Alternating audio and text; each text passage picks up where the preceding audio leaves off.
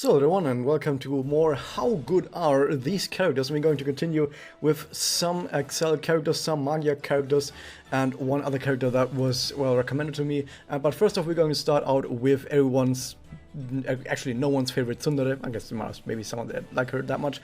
However, we're going to start with Rena, and of course everyone knows that she is a rather attack-focused Excel character. She's one of, if not one of the starting characters of the entire game, so she's been in the game as long as you can even imagine, so I don't really need too much introduction to her. She has a connect that gives attack up and crit and Excel MP gain up.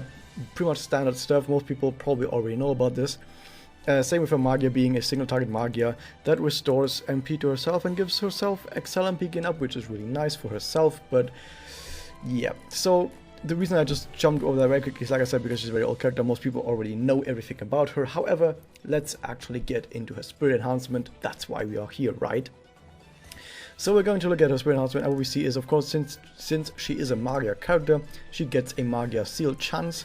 Somehow only 55%, even though she's a pure Magia character, is what you would imagine, but she's actually attack type.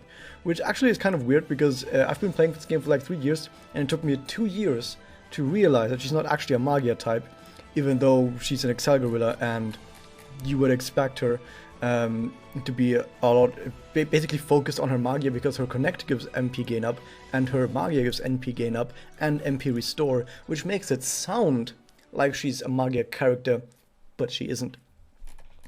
And that's why this is not 100%. However, at least she still gets 55% chance to ignore anti-seal, which, you know, is fine. Then of course we get a bunch of notes that every character gets. We get some disc bonuses, sure, everyone gets those, whatever.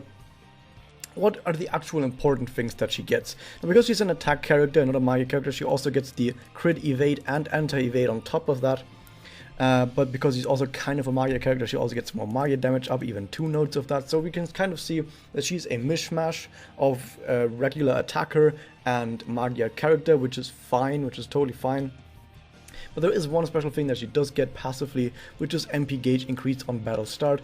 Once again, if you have Magia level 5, this will just be 30 MP that you start the battle with, which is amazing. Especially in mirrors, that can lead to very, very quick Magias. And her active, which gives her more Excel MP gain up for 3 turns, seems really to suggest to people that, yeah, you should try and maybe play this in mirrors, maybe get a turn 2 Magia out really awesome. One problem with that, though, is that, of course, if you play her in a team that has like 3 or 4 or even 5 people in it, the active does absolutely nothing if you don't actually draw her discs, her Excel discs. You need to specifically draw her Excel discs, otherwise her active does nothing. And that's kind of the problem that she might run into if you try and play her in mirrors in a bigger team. But that said, because she starts out the battle with 30 MP already, if there's just any Excel combo anywhere, she already sits on 50 MP. So even if you don't specifically draw her discs, she still gets to Magia rather quickly, so that at least helps out. So overall though, what can we say about her? It seems like, yeah, she does fit really well into a Magia team, of course, because she's kind of halfway a Magia character. And of course she does give Excel and MP gain up to help out other people as well. Once she gets to Magia, she gives MP restores, gives Excel and MP gain up so she can use more Magia. However, and this is where kind of the problem lies, she has a single target Magia, which in most cases is not what you want. So the targeting type of a Magia isn't the best. But more importantly, all of those cool things that she does, except giving Excel and MP gain up, all of those things is very egotistical. Everything focused on herself, very egocentric, you would say, is her entire kit basically. Her entire kit is, I'm going to make myself get to Magia as fast as I can, and then I'm going to spam more Magia. Everything around here is supposed to try and make Rena herself better, which of course is quite in line with her character. But of course, This kind of means that if you play her together with other people, the only thing you're really giving other people is the Excel MP gain up on your connect only and nothing else, and you kind of have to have other characters that feed into Rena with buffs, with more MP, with giving her the discs that she needs, with Excel draw or something like that, for example, to make sure that she can actually perform well. And that is something where usually you would just pick other people instead that can also give stuff back to other people while also dealing damage themselves. I mean, if we just look at this as a single target Magia, and let's just say what other single target Magia damage dealers are there. There are also Excelius, there's Karin, and Karin has a whole bunch of stuff on her Magia that makes it way makes it way better for the entire team, and she still deals the same 720% that Rena does. It's the same damage, but she gives more buffs to the entire team. Yeah, she doesn't get the restore to herself, but Karin also buffs Excel MP gain up, but for the entire team, and even more percentage than Rena does. So apart from the MP restore, you could just play a Karin instead, and it would actually kind of be better. The connect is also probably better for the entire team when you get to dazzle the enemy. I don't know, it just seems like, even though exactly because Rena is so egocentric, that's kind of where she falls apart. This is not the kind of environment like in Maga Record where being so egocentric in your playstyle actually works out. You kind of want to be a team player to be a really strong character. So now that we have talked about that, let's look at the next character, because the next character is indeed a team player. So we had Rena from Team Terrible Life Choices. Here's Kazane Ao from Team Murder is Okay. And she is a full-on support, and I talked about this quickly before in my video where I talked about Karin, that Karin is probably the best support in the entire game, tied with Ao. And we're going to take a look at Ao and see why I think that is the case. Take a look at the stats. She also has a lot of HP, but she has more balanced stats. She has a little bit of attack and quite a good amount of defense at least. So she is also rather defensively focused, which a support should be, so that's totally fine. If we're going to skip her Spirit Enhancement for now and just very quickly look at what she does with Connect and Magia, and we see, okay, attack up, everyone does this, but she also gives MP Restore, which is fine, and she removes debuffs. Removes debuffs can be sometimes good, but I'll say the following. If you're playing in a team that has a lot of buffs, like for example you play a full-on Magia buffing team, where you use not just Ao and Karin, maybe use some other characters that use attack up, for example, as well, some that use MP gain up like Karin does, and then you have all of these buffs stacked really high, and you might be sitting at like plus 100% attack up. Now if you're sitting at plus 100% attack up and you get hit with like a minus 60% attack down, then you're still sitting at plus 40% attack up, and you can't remove that debuff as far as I know, because I think that debuff just poofs. That debuff just goes nowhere, and I think it just removes it like lowers the buff. I'm not 100% certain how the actual maths on that works, but I don't think you can actually remove that as a debuff because you're still in the positive. I don't think you can remove a debuff if you're still in the positive. I'm not 100% certain on this. If someone in the comments maybe has more info on that, then of course I invite you to write me on that below. But in the example that I've just given you, you would not actually be able to remove that debuff because it just poofs. So that is something to keep in mind. On a full buffing team, this might not actually be as good as you might think. And even if it does have the capability of poofing that, of actually removing that 60% attack count that I was talking about, if you're playing a full buff team, you're probably spamming all of these buffs every single turn. And if you're spamming buffs every single turn, you're probably gonna counteract the debuffs anyway. So this doesn't do much. However, of course, getting 25 MP restore is fine, but 25 is actually less than Madoka, so it's not actually that great as you might think. Soul Connect isn't that great, to be honest. I much rather prefer Karin's Connect, which gives Dazzle on attack, which not only is better for defense, but more importantly allows your team to deal more damage to the enemy if you are attacking with the element that the enemy is weak against. Okay, moving on, what else do we have? Look at her Magia, of course. She is a Magia character, Magia support. What does she do? Well, similarly to Karin, she also gives damage up to all allies, and as I've showed you in the Karin video, there's only 2 characters in the entire game that buff the entire team with damage up, and it's Karen and Ao, and they both the #1 supports. And that's exactly why, because damage up buff is just that rare, but also just that powerful. Now we know that Karin also buffs the entire team with MP gain up and debuffs the enemy defense.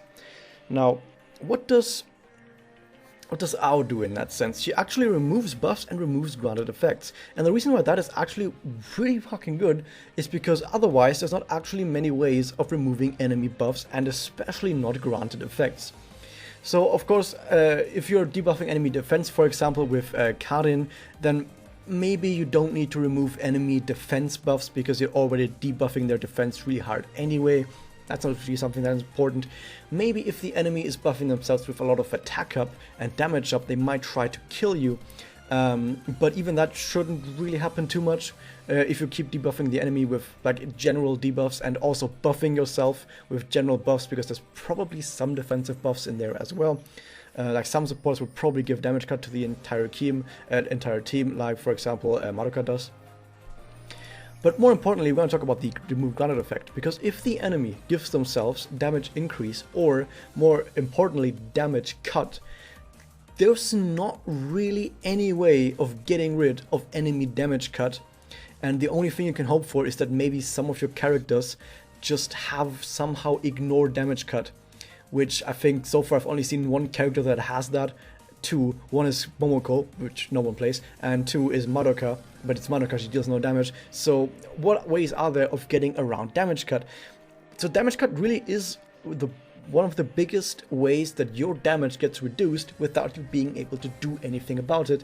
And a lot of really big bosses will buff themselves with damage cut, like a lot of the really powerful, I think Kimochi probably gives themselves damage cut a lot as well.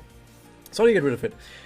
I can click on what gives remove granted effects. This is what remove granted effects.